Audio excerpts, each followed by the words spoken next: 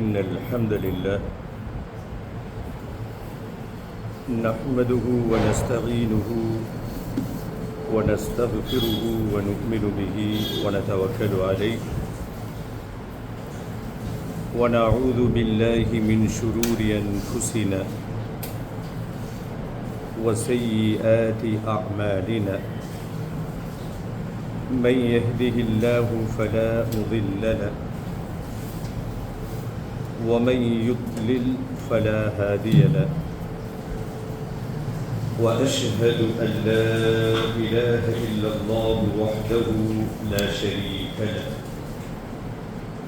وأشهد أن محمدا عبده ورسوله أرسله بالحق بشيرا ونذيرا وداعيا إلى الله بإذنه وسراجا منيرا فقد قال الله تعالى في كلامه العظيم والفرقان المجيد أعوذ بالله من الشيطان الرجيم بسم الله الرحمن الرحيم يا أيها الناس اتقوا ربكم الذي خلقكم من نفس واحدة وخلق منها زوجها وبث منهما رجالا كثيرا ونساء واتقوا الله الذي تساءلون به والأرحام إن الله كان عليكم رقيبا يا أيها الذين آمنوا اتقوا الله حق تقاته ولا تموتن إلا وأنتم مسلمون يا أيها الذين آمنوا اتقوا الله وقولوا قولا سديدا يصلح لكم أعمالكم ويغفر لكم ذنوبكم ومن يطع الله ورسوله فقد فاز فوزا عظيما اللهم صل على محمد وعلى آل محمد كما صليت على إبراهيم وعلى آل إبراهيم إنك حميد مجيد اللهم بارك على محمد وعلى آل محمد كما باركت على إبراهيم وعلى آل إبراهيم إنك حميد مجيد رضيت بالله ربا وبالإسلام دينا وبمحمد صلى الله عليه وسلم نبيا எல்லா புகழும் புகழ்ச்சியும் ஏக இறைவனாகிய அல்லாஹு ஜல்ல ஷானு தஆலா ஒருவனுக்கே உரித்தாகுவது. ஸலவாத்தும் ஸலாமும் உயிருக்கு உயிரான உயிரிலும் மேலான ரஹ்மத்துல்லில் ஆலமீன் அகிலத்தின் அருட்கொடை அன்னடம் பெருமானார் ஸல்லல்லாஹு அலைஹி வஸல்லம் அவர்களின் மீதும் அன்னாரின் குடும்பத்தார்கள் கிளையார்கள் அவர்களுடைய வாழ்க்கை நெறியை அடியொற்றி வாழ்ந்த உத்தம சத்திய சஹாபாக்கள் சஹாபிய பெண்மணிகள் தாபியீன்கள் தபா தாபியீன்கள் ஷுஹதாக்கள் ஃபுகஹாக்கள் முஜாஹிதீன்கள் ஈமான் கொண்டு நல்லறங்கள் புரிந்த நம்முடைய முன்னோர்கள் குறிப்பாக வெள்ளிக்கிழமையினுடைய கடமைகளை நிறைவேற்றுவதற்காக இஸ்லாம் காண்பித்து தந்த வழிகாட்டல் படி ஹுதுபா என்னும் பிரசங்கம் துவங்குவதற்கு முன்பாகவே பள்ளிவாசலுக்குள் வந்து காணிக்கை தொழுகை 2 ரக்காத்தை தொழுதுவிட்டு பிரசங்கத்தை எதிர்பார்த்து செவிதாழ்த்தி கேட்டுக்கொண்டிருக்கக்கூடிய உங்கள் அனைவரின் மீதும் எல்லாம் வல்ல அல்லாஹுவின் அன்பும் அருளும் என்றும் நிலவட்டுமாக என்ற இனிய பிரார்த்தனையோடு நம்மை படைத்து ரட்சித்து பரிபாலித்து கண்காணித்துக் கொண்டிருக்கும் எல்லாம் வல்ல அல்லாஹுவை அஞ்சி வாழும்படி முதலாவதாக எனக்கும் உங்களுக்கும் வசியத் செய்து கொள்கிறேன். ஊசிக்கும் வ இய்யாய அவ்வலம் பிதக்வல்லாஹ். கண்ணியத்திற்குரிய பெரியோர்களே, சகோதர சகோதரிகளே, இளைஞர்களே, சிறார்களே, நம் அன்றாட வாழ்வில் பேச்சு வழக்கில்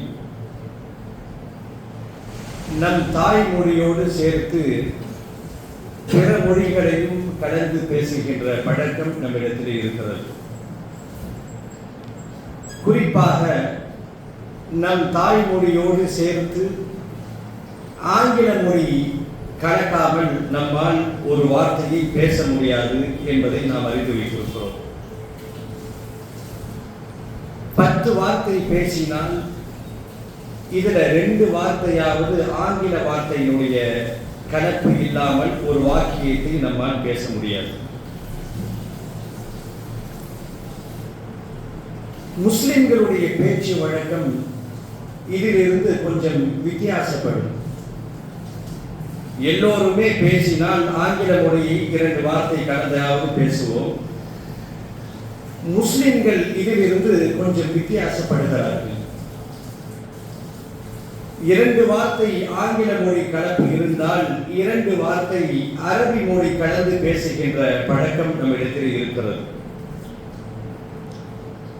இன்ஷா அல்லாஹ், மாஷா அல்லாஹ், இருவர் சந்திக்கிறார்கள். நாளை உங்களை நான் சந்திக்கிறேன் என்று ஒரு சாதாரண முஸ்லிம் சொல்ல மாட்டார். இன்ஷா அல்லாஹ் நாளை சந்திக்கிறேன் என்றுதான் நம்முடைய வாக்கியங்கள் முழுமை பெறும். சில நல்ல உள்ளம் படைத்தவர்கள் இருக்கிறார்கள். கடன் வாங்கி கொண்டு கியாமத்து நாள் வரைக்கும் இன்ஷா அல்லாஹ் சொல்லிக்கொண்டே இருப்பார்கள். அவர்களை பட்டியலிருந்து ஒதுக்கிடணும். அடுத்த மாதம் தருகிறேன் என்று வாக்குறுதி கொடுத்து அவசரத்திற்கு கடன் கேட்டிருப்பார்கள். நாமும் கொடுத்திருப்போம். எப்பொழுது தருவீங்க பாய் என்று கேட்டால் இன்ஷா அல்லாஹ் அடுத்த மாதம் என்று சொல்லுவார். கொடுத்தவர் போய் கேட்பார், இன்ஷா அல்லாஹ் அடுத்த மாதம் என்று. இந்த இன்ஷா அல்லாஹ்வை வைத்துக்கொண்டு கிட்டத்தட்ட பல கட்டங்கள் கடக்குகின்ற நல்ல உள்ளம் படைத்தவர்களும் இருக்கிறார்கள். நம் மொழியிலே இன்ஷா அல்லாஹ், மாஷா அல்லாஹ், பாரக் அல்லாஹ் இதுவெல்லாம் சர்வசாதாரணமாக வரும்.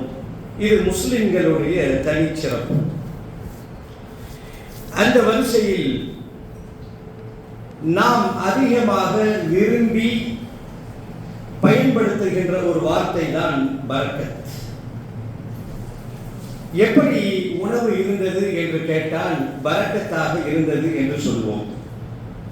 கல்யாண வீட்டிலே சென்று சாப்பிட்டீர்களே எப்படி இருந்தது என்று சொன்னால் ஒரு கறி பீஸ் எக்ஸ்ட்ரா வந்துருச்சுன்னா அவர் அதை பரக்கத் என்று பெருமையாக சொல்லுவார். நம் வீட்டில் இருக்கக்கூடிய தாய்மார்கள் ஒரு நாள் வைத்த குழம்பை 3 நாட்கள் ஓட்டுவார்கள். காரணம் கேட்டால் பரக்கத் என்று சொல்லுவார்கள். இப்படியாக இந்த பரக்கத்தை பல கட்டங்களிலே பயன்படுத்துகின்ற நாம், பரக்கத் என்றால் என்ன? இந்த பரக்கத் என்ன வேலைகளை நாம் செய்யும்? ஒரு மனிதனுடைய, குறிப்பாக ஒரு முஸ்லிமினுடைய வாழ்க்கையில் பரக்கத்து வந்துவிட்டால் அவனுடைய வாழ்க்கையில் நடக்கக்கூடிய அதிசயங்கள் என்ன? அவன் எதை பெற்றுக் கொள்வான், எதை இழப்பான் என்பதை பரக்கத்தை பற்றி தெரிந்து கொண்டவர்கள் தெரிந்து கொண்டால் கொஞ்சம் பொருத்தமானதாக இருக்கும். முதல்ல இந்த பரக்கத் என்ற இந்த அரபி வார்த்தைக்கு உலகத்திலே எந்த மொழியாலும் நேரடியாக அதனால் அர்த்தத்தை சொல்ல முடியவில்லை. இன்றைக்கு எதை எடுத்தாலும் ஏஐ இடத்திலே கேட்டுக்கொண்டிருக்கிறோம். கூகுள் தடம் மாறி ஜெமினியாக மாறி ஏஐ இடத்திலே பேசுகின்ற பழக்கம் இருக்கிறது. பரக்கத் என்றால் என்ன என்று கேட்டு பாருங்கள். எந்த ஏஐயாலும் பரக்கத்திற்கு எந்த மொழியிலும் நேரடியாக பரக்கத்திற்கு பொருளை இதுவரைக்கும் தரவில்லை, இனிமேலும் தர முடியாது. அது அதிகபட்சமாக தமிழிலே இப்படி சொல்கின்ற பழக்கம் உண்டு. பரக்கத் என்று சொன்னால் அபிவிருத்தி என்று சொல்லுவோம். சிலர்கள் பரக்கத் என்றால் என்ன என்று கேட்டால் பரக்கத் என்றால் பரக்கத்து என்று சொல்வார்கள். இந்த பரக்கத்திற்கு நேரடியாக இதுதான் பொருள் என்று நம்மால் சொல்ல முடியாவிட்டாலும் கூட ஓரளவுக்கு நாம் புரிந்து கொள்வதற்கு பரக்கத் என்று சொன்னால் நம் அறிவுக்கு எட்டாத, நம் கண்களுக்கு புலப்படாத ஒரு அதிசயம்தான் பரக்கத். நம்மால் யூகிக்கவே முடியாது, நம்மால் ஒரு முடிவுக்கு வர முடியாது. ஆனால் அதிசயம் நிகழும். இதுதான் பரக்கத் என்பது மேலோட்டமாக நாம் புரிந்து கொள்ளலாம். நிறைய சகோதர சகோதரிகள் நிறைய இருப்பதற்கு பேர் பரக்கத் என்று சொல்லுவார்கள். அது பரக்கத் அல்ல. நிறைய குழந்தைகளை பெற்றெடுத்திருப்பார்கள். வெளிரங்கத்திலே பரக்கத்தான பிள்ளைகள் என்று சொல்லுவார்கள். ஆனால் அந்த பிள்ளைகள் சாயாக இல்லாமல், நல்ல அமல்களிலே ஈடுபடாமல் தான் தோன்றிகளாக சுற்றினால் அந்த குழந்தைகள் மூலமாக இவனுக்கு பரக்கத்து இல்லை என்று பொருள்.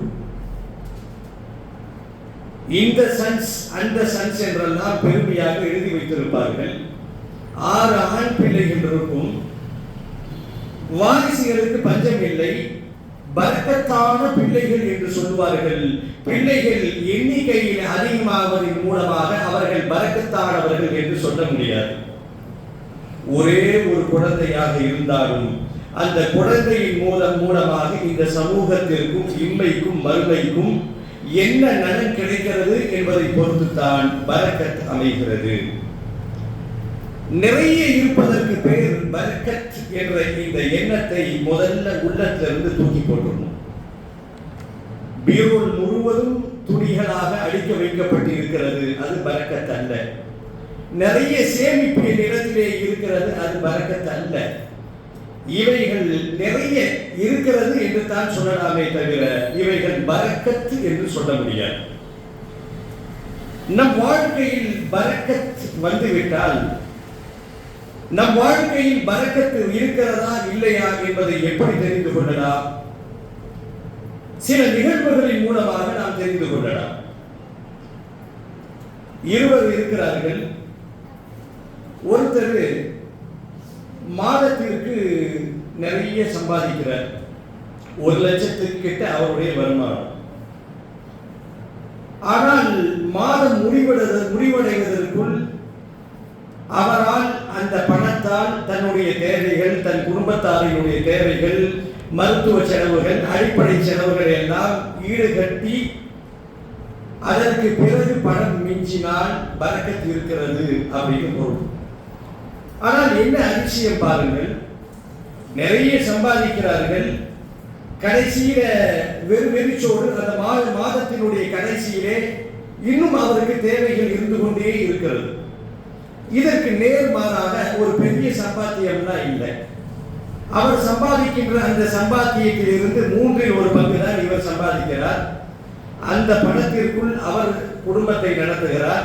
அவரால் இயன்ற அளவு மற்றவர்களுக்கு உதவியும் செய்கிறார். பிள்ளைகளை வளர்க்கிறார், படிக்க வைக்கிறார், மருத்துவ செலவு செய்கிறார். எல்லாம் இந்த குறைந்த பணத்தில் முடிகிறது என்று சொன்னால் அது பரக்கத். நாம் வாழும் இந்த காலம் நிறைய தொழில்நுட்பத்தினுடைய உச்சத்திலே புதிய கண்டுபிடிப்புகளுடைய காலத்திலே இருக்கக்கூடிய இந்த காலம் நமக்கெல்லாம் ஒரு அச்சம் ஏற்படுகிறது. நாம் வாழ்கின்ற இந்த காலம், இந்த வாழ்க்கை பரக்கத் இல்லாத ஒரு வாழ்க்கையாக இருக்குமோ என்ற பயம் நமக்கு ஏற்படுகிறது. இதற்கு எங்கேயும் சென்று போய் நீங்க உதாரணம் பார்க்க வேண்டிய அவசியம் இல்லை.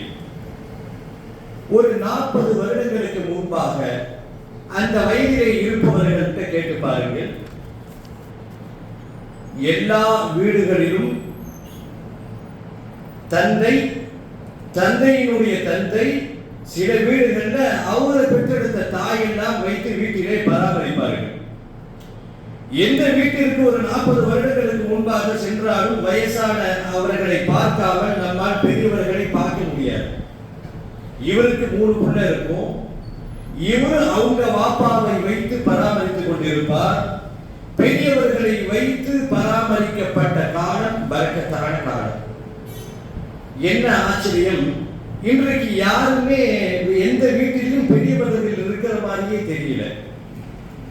எந்த வீட்டிலும் பெரியவர்களை வைத்து பராமரிக்கின்ற அந்த சூழலே ஏற்படவில்லை. எப்படி குருவி இனம் காணாமல் போனதோ அதே போல இன்றைக்கு வீட்டில் வைத்து பெரியவர்கள் என்று சொன்னால் தந்தை அல்ல, தந்தையை பராமரிக்கிறது இன்னைக்கு கேள்விக்குறி, அது தனி. அவர்களை பெற்றெடுத்த தந்தை, அவர்களை பெற்றெடுத்த தாய், இப்படி ஒரு அடுத்த கட்டம் அப்படியே மேல போய் ஒரு 3 தாத்தா அவர்களை எல்லாம் பராமரித்த அந்த காலம் இங்கே. இன்றைக்கு எந்த வீட்டிலுமே பெரியவர்கள் இல்லாத ஒரு சூழல், அவர்கள் வைத்து பராமரிக்க விரும்பாத ஒரு சூழல். இந்த இரண்டும் எதை காண்பிக்கிறது என்று சொன்னால், நம் அன்பிலே பரக்கத்து இல்லை என்று பொருள், நம் பாசத்திலே பரக்கத்து இல்லை என்று பொருள். ஒருத்தர் அவருடைய தந்தையை கவனிக்கிறது பெரிய விஷயம் இல்லை, ஆனால் அவருடைய தந்தையும் சேர்த்து கவனித்த அந்த காலம் பொற்காலம் என்று சொல்லலாம். அதே சமயத்தில் கடந்த காலத்தினுடைய வாழ்க்கையை நீங்கள் ஒப்பிட்டு பார்த்தால் எல்லாம் கூட்டு குடும்பங்களாக இருந்தது, பரக்கத்து நிரம்பி இருந்தது. யாருக்கும் எந்த வேறுபாடுகளும் இல்லை.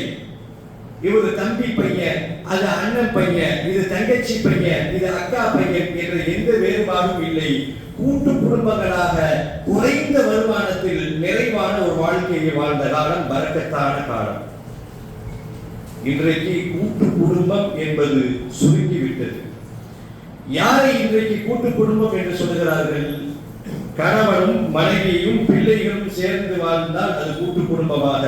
இன்றைக்கு நம் அன்பிலே பரக்கத்து இல்லாத காரணத்தினால் இன்றைக்கு நிலை இவ்வளவு மோசமாகி கொண்டிருக்கிறது. அன்றைய காலத்துல நிறைய சம்பாத்தியமும் கிடையாது. ஒருத்தருடைய சம்பாத்தியம் நன்றாக அந்த குழந்தைகள் வளர்க்கப்பட்டிருக்கும், ஆரோக்கியமாக வளர்க்கப்பட்டிருக்கும், சில இடங்களிலே நன்கு படிக்க வைத்திருப்பார்கள். இது எல்லாம் ஒருவருடைய சம்பாத்தியத்திலே முடிந்தது. இன்றைக்கு எல்லோரும் 4 திசையில 4 பேர் ஓடுகிறோம். ஆனாலும் இன்றைக்கு எங்கும் வறட்சி, புலம்பல், இவைகள் எல்லாம் நம் வாழ்க்கையில் பரக்கத்து போய்விட்டதோ என்ற அச்சம் நமக்கு ஏற்படுகிறது. இந்த பரக்கத் இதை எப்படி பெற்றுக் கொள்வது? இந்த பரக்கத்து நம் வாழ்க்கையில் வரவே வராதா என்று பார்த்தால் முஸ்லிம்களாகிய நாம் கவலைப்பட வேண்டிய அவசியமில்லை. முஸ்லிம்களோடு தான் பரக்கத் என்றுமே இணைந்திருக்கும். இதை நான் சொல்ல வேண்டிய அவசியம் இல்லை. மாற்று மத சகோதரர்களும் பெருமையாக பல இடங்களிலே சொல்லுவார்கள், நாங்கள் குடும்பமே சேர்ந்து உழைக்கிறோம், எங்களால வாரத்துக்கு ஒரு வாட்டி கூட கறி சாப்பிட முடியல. ஒரு காலத்துல இந்த டைலாக்லாம் சர்வசாதாரணமா வரும். பாய்ங்க வீட்டுல ஒருத்தர் தான் சம்பாதிக்கிறாரு, எந்த நேரமும் கறி வாசனை அடிச்சுக்கிட்டே இருக்கு அப்படின்னு கிராமப்புறங்களிலே நகர்ப்புறங்களிலே டைலாக்குகள் பரிமாறி கொண்ட காலத்தை எல்லாம் நாம் கடந்து வந்து இருக்கிறோம். முஸ்லிம்களுடைய வாழ்க்கையில் பரக்கத்து இணைந்தே அல்லாஹ் ஆக்கி வைத்திருக்கிறார். இப்போ இந்த பரக்கத்தை பற்றி நாம் கொஞ்சம் தெளிவாக தெரியணும் அப்படின்னா, இந்த பரக்கத் என்பது ஒரு அதிசயம், அது ஒரு மிராக்கிள். நம்மால் கற்பனை செய்ய முடியாத இடத்தில் தான் பரக்கத் இருக்கிறது. நிறைய நிகழ்வுகளை பார்க்கிறோம், நிறைய பணம் இருக்கும், வசதியானவராக இருப்பாரு, ஹஜ்ஜி செய்திருக்கிறாரா என்று பார்த்தால் ஹஜ்ஜி செய்திருக்க மாட்டார். அவர் நினைத்தால் வருடத்திற்கு ஒரு வரை ஹஜ்ஜி செய்யலாம். ஆனால் சிலர்களை பார்க்கிறோம், பெரிய வருமானம்லாம் இல்லை, ஏதோ அவருடைய வாழ்க்கை ஓடிக்கொண்டிருக்கிறது, அவரை போய் பார்த்தால் ஹஜ்ஜி செய்திருப்பார். இப்போ இந்த பொருளாதாரத்தினுடைய பரக்கத் என்பது பல்வேறு வகையிலே அது பரவுகிறது. இன்னும் சுருக்கமாக நாம் விளங்கணும் அப்படின்னா, எந்த பொருள் பரவலாக பரப்பப்படுகிறதோ, யாருடைய பொருளாதாரம் மற்றவர்களுக்கு உபயோகமாக இருக்கிறதோ அவர்களுடைய பொருளாதாரத்தில் பரக்கத்து இருக்கு. இஸ்லாம் கொஞ்சம் வித்தியாசமாக இந்த விஷயத்தை அலசுகிறது. நாம் என்ன நினைப்போம், ஏதாவது நம் கையிலிருந்து காசு எடுத்து கொடுத்தால் கரைந்து விடு என்று விரும் என்று நினைப்போம். உண்மை அதுதான். கையில இருந்து ஒரு பாக்கெட்ல இருந்து ஒரு 100 ரூபாய் ஒருத்தருக்கு நாம கொடுக்கிறோம் அப்படின்னா சாதாரண விஷயம் இல்லை. நம்முடைய மனக்குரங்கை இஸ்லாம் அடக்குகிறது. நீ செல்வந்தராக இருக்கிறாய், உனக்கு இவ்வளவு வசதிகள் இருக்கிறது, இவ்வளவு வருடத்திற்கு இவ்வளவு தொகை உனக்கு வருமானம் வருகிறது என்று சொன்னால் நீ சம்பாதித்து வைத்திருக்கின்ற அந்த பொருளாதாரத்திலே 2.5% கொடு என்று சொல்லவில்லை, கட்டாயம் கொடுக்க வேண்டும் என்று மார்க்கம் சொல்கிறது. கொஞ்சம் வெளிரங்கத்தில் நீங்க பார்த்தீங்கன்னா யார் ஜகாத்தை கொடுக்கிறார்களோ அவருடைய பொருளாதாரம் வீழ்ச்சி அடைந்ததாக சரித்திரமே இல்லை. இன்னவர் வாரி வாரி வழங்கி இவர் பரம ஏழையாகிவிட்டார் என்று யாரையும் சொல்ல மாட்டார்கள். இது இஸ்லாம் அப்படி வாக்குறுதி அளிக்கவில்லை. நாம் எண்ணிக்கொண்டிருக்கிறோம் நம்முடைய பொருளாதாரம் செலவழிக்கப்பட்டால் நம் பொருளாதாரம் குறைந்து விடும், நமக்கு நெருக்கடி ஏற்படும் என்று நினைக்கிறோம். இஸ்லாம் நேர் மாற்றமாக சொல்கிறது, நீ செலவழித்தால் கூடும், இறக்கின்ற கிணறுதான் ஊரும் என்ற இந்த தத்துவத்தை பொருளாதாரத்தோடு இஸ்லாம் இணைக்கிறது. அதுல பரக்கத்து இருக்கு, ஜகாத்தை கொடுப்பதில் பரக்கத்து இருக்கு, சதகாக்களை கொடுப்பதிலே பரக்கத்து இருக்கிறது. நீங்கள் கொடுப்பது 100 என்று சொன்னால் அல்லாஹ் 700ஆக பல மடங்கு பெருக்கி தருவார். இதுல பரக்கத்து இருக்கு. இந்த பரக்கத்திற்கு நிகழ்காலத்தில் இருக்கக்கூடிய ஒரு அழகான உதாரணம் என்னன்னா, மக்கா. உலகம் முழுவதும் இருக்கக்கூடிய மக்கள் தங்கள் வாழ்க்கையில் என்றைக்காவது ஒரு நாள் அந்த புனித பூமியை மிதித்து விட வேண்டும், காபத்துல்லாவை கண்குளிர பார்க்க வேண்டும் என்ற ஆர்வத்திலே ஏங்கிக் கொண்டிருக்கிறார்களே இந்த மக்கா. இந்த மக்காவினுடைய கடந்த கால வரலாறை நீங்கள் எடுத்துக்கொண்டால் இன்றைக்கு மக்கா இருக்கின்ற இந்த இடம் வெறும் நீரோற்றுகள் ஓடக்கூடிய இடமா? உலகத்திலே இருக்கக்கூடிய நயாகரா வீழ்ச்சி என்று நீர்வீழ்ச்சி என்று பெருமையாக பேசுகிறோமே, அந்த அருவிகள் கொட்டுகின்ற இடமா மக்காவை பார்த்தா, இந்த மக்காவுக்கு குர்ஆன் என்ன பெயர் வைத்திருக்கிறது தெரியுமா? இந்த மக்கா என்றால் எதுக்கும் லாய்க்கில்லாத பூமின்னு அர்த்தம். புல் பூண்டு எதுவும் முளைக்காத பொட்டல் பூமி என்று மக்காவுக்கு பெயர். மக்காவை அல்லாஹ் பரக்கத்து என்று சொல்கிறார். இந்த பரக்கத்திற்கு சரியான உதாரணம் நம் வாழ்க்கையோடு ஒப்பிட்டு பார்த்தால் மக்காவை நீங்கள் எடுத்துக்கொள்ளலாம். பல நூற்றாண்டுகளுக்கு முன்பாக இப்ராஹிம் நபி அவர்கள் குடும்பத்தாரோடு வந்து மனைவியையும் பிள்ளையும் அங்கே விட்டு அல்லாஹ்விடத்திலே கேட்ட பிரார்த்தனை, ஒண்ணுமே இல்லாத எந்த விவசாயமும் இல்லாத ஒரு பொட்டல் பூமியிலே, ஒரு வனாந்திர பூமியிலே, வனாந்திர காடிலே, ஆள் ஆர்வாரம் இல்லாத அந்த இடத்திலே நீ சொல்லிவிட்டாய் என்ற காரணத்தினால் நான் விட்டு செல்லுகிறேன் என்று விட்டுவிட்டு சென்ற அந்த மக்கா, கொஞ்சம் யோசித்து பாருங்கள். இந்த மக்காவை அல்லாஹ் பரக்கத் செய்திருக்கிறேன் என்று சொல்லுகிறார். இந்த மக்கா பரக்கத்துக்குரியது. எவ்வளவு பெரிய வளர்ச்சி! இன்றைக்கு பிளைட் இருக்கிறது, எல்லா வசதிகளும் இருக்கிறது. ஆனால் இன்றைக்கு மட்டும்தான் மக்கள் ஹஜ்ஜுக்கு செல்கிறார்களா என்று பார்த்தால் இல்லை. எப்பொழுது அல்லாஹ்வால் இந்த ஆலயத்தை நீங்கள் தரிசியுங்கள் என்று எதை கட்டளை வந்ததோ அன்றிலிருந்து மக்கள் தங்களால் எந்த அளவுக்கு முடியுமோ அந்த அளவுக்கு காபத்துல்லாவை நாடி சென்று இருக்கிறார்கள். கால்நடைகளாக, வாகனங்கள் மீது சவாரி செய்து. இப்படி இந்த மக்காவினுடைய நிகழ்காலத்தை நீங்கள் எடுத்துக்கொண்டால் பெரிய பெரிய ஹைடெக் சிட்டி எல்லாம் இன்னைக்கு தோற்று போய்விடும். எல்லா தொழில்நுட்பங்களும் மக்காவுக்குள் வந்துவிட்டது. ஒரு வனாந்தர காடு, எதற்கும் லாய்க்கில்லாத ஒரு பொட்டல் பூமி. இந்த பூமியிலே அல்லாஹ் பரக்கத் செய்ததின் விளைவாக உலகத்தினுடைய எல்லா மக்களும் என் வாழ்நாள்ல என்றைக்காவது ஒரு நாள் நான் காபத்துல்லாவை பார்க்க வேண்டும் என்று ஏங்கி தவித்து தவம் கிடக்குகின்ற காட்சிகளை இன்றைக்கு மக்காவிலே நாம் பார்க்கிறோம். அது மட்டுமா, இந்த ஹஜ் சீசன்ல கிட்டத்தட்ட சுமார் 50 லட்சம் மக்கள் மக்காவுக்குள் என்ட்ரி ஆகிறார்கள், வெளியிலே நுழைகிறார்கள். ஒரு இடத்துல ஒரு 2 லட்சம் பேர் ஒன்னா கூடி அந்த இடம் ஒன்னா கூடுனா அந்த இடம் நாசக்கான மாறிடும். மக்காவை அல்லாஹ் எப்படி பரக்கத்தால் உயர்த்தியிருக்கிறான்? 50 லட்சம் பேர் ஹஜ் சீசனிலே உள்ளே நுழைகிறார்கள், வெளியேறுகிறார்கள், ஒரு குறிப்பிட்ட காலம் அங்கே தங்குகிறார்கள். யாருக்கும் எந்த தட்டுப்பாடு இல்லை, உணவு தட்டுப்பாடு இல்லை, கழிப்பறை வசதி இல்லை என்ற நிலை இல்லை.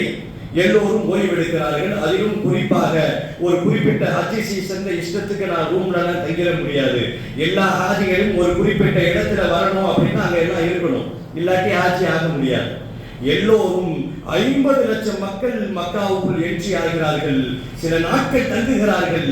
மக்கா ஸ்தம்பித்து போகவில்லை, மக்கா வளர்ச்சி அடைந்து கொண்டே செல்கிறது. அதுதான் பரக்கத். இப்ப இந்த பரக்கத்தை நம்ம வாழ்க்கையோடு ஒப்பிட்டு பார்க்கணும் அப்படின்னா நிறைய உதாரணங்கள் இஸ்லாம் சொல்லுகிறது. கடைசியில பரக்கத் பெறுவதற்கு என்ன வழி அப்படின்னு நம்ம பார்ப்போம். இதற்கு இன்னும் அழகான உதாரணத்தை மார்க்கம் சொல்லுகிறது. ஆடு எடுத்துக்கோங்க. ஆடு பேரதிசயம். இந்த ஆட்டை இஸ்லாம் பரக்கத் என்று சொல்லுகிறது. பெருமானார் ஸல்லல்லாஹு அலைஹி வஸல்லம் சொல்லுவார்கள், ஒட்டகம் வைத்திருந்தால் அது பெருமை, அது உனக்கு கௌரவம். ஆனால் ஆட்டிலே பரக்கத் இருக்கிறது என்று சொன்ன இந்த வார்த்தையை சாதாரணமா கடந்து போக முடியாது. கொஞ்சம் இந்த ஆட்டை ஒப்பிட்டு பாருங்க. ஆடு கிட்டத்தட்ட மனிதர்களை போல 10 மாத காலம் கருவுற்று ஒரு குட்டியோ 2 குட்டியோ தான் ஆடு போடுது. ஆனால் இந்த ஆட்டிற்கு உள்ள அழிவை பார்த்தீர்கள் என்று சொன்னால் உலகத்தில் எதற்கெடுத்தாலும் கெடாய் வெட்டுத்தான். முஸ்லிம்கள் மட்டும்தான் குர்பானை கொடுக்கிறார்களா? சகோதர சமயத்தவர்கள் வெட்டுகிறார்கள். ஆட்டு கறி என்பது ஒரு உயர்ந்த இடத்திலே வைத்து பார்க்கப்படுகிறது. ஒரு காலத்தில் மாட்டுக்கறியை தின்பவர்கள் எல்லாம் கொஞ்சம் ஏளனமாக பார்த்த முஸ்லிம்களும் இருக்கிறார்கள். நாங்கள்லாம் அதை சாப்பிட மாட்டோம். இன்றைக்கு மருத்துவர் சொல்லிவிட்டார்கள் என்பதற்காக அவர்கள் வரிசையில் இருப்பதையும் பார்க்கிறோம். இப்ப இந்த ஆடு உயர்ந்த இடத்துல பரக்கத்தாக்கி வைத்திருக்கிறான். ஒரு குட்டி 2 குட்டி தான் போடும், நிறைய அழியுது, நிறைய அதை உண்ணுகிறார்கள் மக்கள். வரவும் கம்மி, செலவும் அதிகமா இருக்கு. அதே நேரத்தில் ஆட்டு மந்தைகள் ஏதாவது குறைபாடு இருக்கான்னு பார்த்தா இல்லை. அது பாட்டுக்கு பார்க்கிற இடமெல்லாம் மந்தைகளாக தெரிகிறது. இதற்கு நேர்மாறாக பன்றிகளை எடுத்துக்கொள்ளலாம். ஒரு குட்டி 2 குட்டி இல்லை, டஜன் கணக்கில் குட்டி போடும். அழிவும் குறைவு, வரவு அதிகம், அழிவு குறைவு. அதே நேரத்தில் ஆட்டுக்கு ஈக்குவலா நீங்க பன்றி பண்ணைகளையும் வேற அந்த பண்டிகைகளுடைய உருவாக்கத்தையும் நீங்க பார்க்க முடியுமான்னு பார்த்தா பார்க்க முடியாது. இந்த ஆடு குறைவில் எப்படி நிறைவாய் காட்சி தருகிறதோ, அல்லாஹ் ஆக்கி வைத்திருக்கிறானோ, அதே போல அன்பு உறவுகளே, இந்த பரக்கத் நம் வாழ்க்கையில் வந்துவிட்டால் நாம் குறைந்த வருமானத்தில் சந்தோஷமான ஒரு வாழ்க்கை வாழ முடியும். அல்லாஹ் எனக்கு எதை கொடுத்திருக்கிறானோ அதிலே நான் திருப்தியாக வாழ முடியும். பரக்கத் என்ட்ரி ஆயிடுச்சுன்னா, பரக்கத் என்ட்ரி ஆகலன்னா முசீபத்தான ஒரு வாழ்க்கை. இன்றைக்கு பார்க்கிறோம், இஎம்ஐக்கு அடிமையாகாதவர்கள் யாருமே இல்லை. 50 லட்சம் ரூபாயில பிளாட்டு, பல லட்சங்கள் சம்பாத்தியம், இஎம்ஐகளுக்கு அடிமையாகாதவர்கள் இன்றைக்கு யாருமே இல்லை. எத்தனை கார்டுகள் நம்மிடத்தில் இருக்கிறது, டெபிட் கார்டுகள், இந்த கார்டு அந்த கார்டு, இவைகள் எல்லாம் பரக்கத்து இல்லை என்பதற்கு உதாரணமா சொல்லலாம்.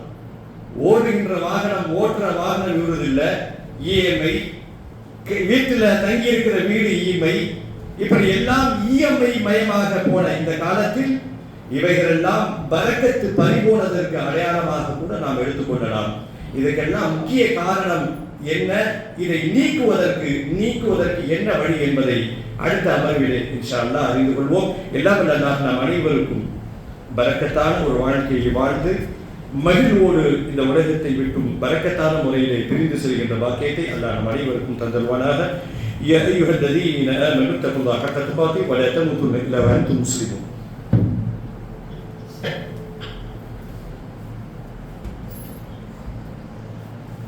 الحمد لله الذي وكفى وسلام على عباده الذين اصطفى. கண்ணியத்திற்குரிய அல்லாஹ்வின் நல்லடியார்களே, பரக்கத்தை பற்றி ஓரளவுக்கு தெரிந்து கொண்டோம். பரக்கத் என்றால் என்ன, இந்த பரக்கத் என்பதற்கு நிகழ்காலத்தில் இருக்கக்கூடிய உதாரணங்கள் என்ன என்பதை தெரிந்து கொண்டு, பரக்கத் என்றால் சிம்பிளா சொல்றதாக இருந்தால் வெறும் பணத்தில் மட்டும் பரக்கத் அல்ல, எல்லா விஷயத்திலும் பரக்கத் இருக்கிறது. ஆயுளிலே பரக்கத், அன்பிலே பரக்கத், பாசத்திலே பரக்கத். இந்த பரக்கத் என்பது வெறும் பொருளாதாரம் மட்டுமல்ல, எல்லா விஷயத்திலும் பரக்கத். ஆயுளிலே பரக்கத்துனா என்ன? ஒருத்தர் 90 வயசுல மௌத்தாகிறாரு, அவர் பரக்கத்தான் ஒரு வாழ்க்கை வாழ்ந்துட்டாருன்னு சொல்லலாமான்னு பார்த்தா சொல்ல முடியாது. ஆனா வெளிரங்கத்துல 90 இயர்ஸ் கடந்துட்டாரு, 100 தொட்டுட்டாரு. இது பேர் பரக்கத் அல்ல. அவர் வாழ்ந்த காலத்துல எவ்வளவு தூய்மையான மனிதராக வாழ்ந்திருக்கிறார், இறையச்சத்தோடு வாழ்ந்திருக்கிறார், மறுமைக்காக தன்னை எப்படி தயார்படுத்திக் கொண்டார் என்பதை பொறுத்து தான் பரக்கத் அமைந்திருக்கிறது. ஒருத்தர் இளைஞராக இருக்கும்போது மரணித்து விட்டார், 25 வயசுல ஆள் மௌத்து. ஆனா அந்த வயசுல அவர் மௌத்தாகும் போது சாலிஹான மனிதராக இருந்திருக்கிறார் என்று சொன்னால் இவருடைய ஆயுளில் அல்லாஹ் பரக்கத்து கொடுத்திருக்கிறார். 90 இயர்ஸ் அமல் செய்யாமல் வீணடித்த அவருடைய வாழ்க்கை மறு உலகத்திலே நஷ்டமாகிவிட்டது. வெறும் குறுகிய கால வாழ்ந்த வாழ்க்கை இவருடைய வாழ்க்கை அல்லாஹ் நல்லறங்கள் புரிவதன் மூலமாக, பரக்கத் ஆக்கி வைத்ததன் மூலமாக அவர் மறுமையை பெற்று பெற்றிருக்கிறார். ரொம்ப இன்னொரு முக்கியமான செய்தி, பரக்கத் நாம் பெற்றுக்கொள்வதற்கு மார்க்கம் சொல்கின்ற முக்கியமான விஷயம். இதை நாம் பின்பற்றுவதில்லை, பிற சமயத்தவர்கள் பின்பற்றுகிறார்கள். சிம்பிள், அதிகாலையில் எழுந்திருக்கணும். மற்றவர்கள் அதிகாலையில் எழுந்திருக்கணும் அப்படின்னா அவங்களுக்கு எந்த கடமையும் கிடையாது. ஆனா நாம ஃபஜ்ர் தொழுகிறோம்னா நாளை முக்காவுக்கு எழுந்து ஆகணும். இன்றைக்கு அதிகாலையில் பரக்கத் இருக்கிறது. எந்த முஸ்லிம் வீட்டுல இஸ்லாமியர்கள் அதிகமாக வசிக்கக்கூடிய தெரு ஒரு காலத்தில் எப்படி இருந்துச்சுன்னா, அந்த தெருவை கடந்து சென்றால் எல்லா வீடுகளும் ஒளிமயமாக இருக்கும், எல்லாம் முடிச்சிருப்பாங்க. இன்றைக்கு கிட்டத்தட்ட முஸ்லிம்களுடைய தெருவுகள் எல்லாம் மன்னரைகளை போல இருட்டாகவே காட்சி தருகிறது. இதை எதை காட்டுகிறது என்று சொன்னால், அதிகாலை விழிக்கின்ற பழக்கம் நம்ம விட்டு போயிருச்சு, பரக்கத்து போயிருச்சு. ஆம், கொஞ்சம் ஃபஜ்ர் தொழுகை தொழுது பாருங்க, உங்க மனசுல அப்படியே ஒரு பட்டாம்பூச்சி பறக்கிற மாதிரி ஒரு ரிலாக்ஸ். குறைந்த வருமானம் தான், பெரிய காசுலாம் இருக்காது, ஆனா அல்லாஹ் ஒரு மகிழ்ச்சியை கொடுப்பான். ஆம் அன்பு உறவுகளே, பரக்கத்தை நாம் பெற்றுக்கொள்வதற்கு பல முறைகள் இருக்கிறது. அதுல முதல் முறை பரக்கத்தை பெற்றுக்கொள்ளணும்னா அதிகாலை நேரத்தை நாம் உயிர்ப்பிப்போம். அதிகாலையில் எழுந்திருப்போம். கணவன் எழுந்திருச்சு மனைவியை எழுப்பி பிள்ளைகளை எழுப்பி தொட வைக்கணும், அவர்களை தொட வைக்கணும், தொட வைக்க எழுப்ப வேண்டும். இந்த அதிகாலையிலே பரக்கத்து இருக்கிறது. இதை நாம் தவற விடாமல் இனி வரக்கூடிய காலத்தில் இந்த பரக்கத்தை ஃபஜ்ரிலே நாம் பெற்றுக்கொள்வோம். இதை இஸ்லாம் நற்செய்தியாக கூறுகிறது. எல்லாம் நம் அனைவருக்கும் நம் வாழ்க்கையில் பரக்கத்து பொருந்திய ஒரு வாழ்க்கையாக வாழ்கின்ற பாக்கியத்தை அல்லாஹ் நம் அனைவருக்கும் தந்தருவானார். யா அய்யுஹல்லதீன ஆமனூ தக்குல்லாஹ ஹக்க துகாத்திஹி வ லா தமூதுன்ன இல்லா வ அன்தும் முஸ்லிமூன்.